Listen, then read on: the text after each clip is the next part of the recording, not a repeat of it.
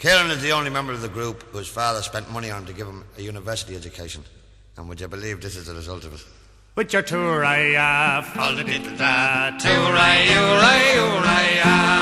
Now, Mrs. McGrath, Dr. Tierney did brag, send your son up to college where he can study ag. He'll get a Volkswagen car and a tenner a week flat. Mrs. McGrath, wouldn't you like that? With me tour-I-ya, fall-a-diddle-da, tour-I-ya.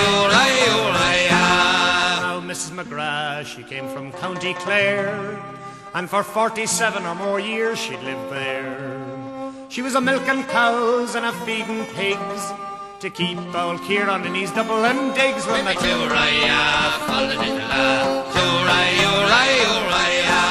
But then one day, what a terrible shame, as she swept out the kitchen, now a letter came. It bore bad news, which was not expected.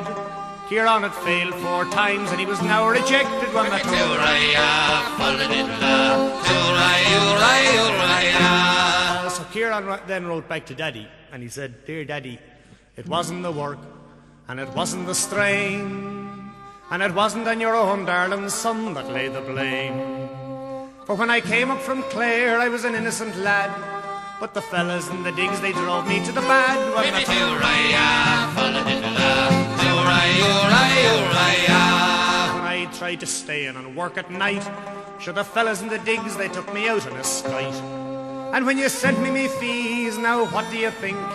Sure, I spent all the money on the women and the drink. With me tour-I-ya, fall-a-diddle-da, tour-I-ya. Well, the moral of the story is plain and clear. Stay away from the women and keep off the beer. And if you've got a son on the farm, keep the young pup there where he'll be out to harm. With me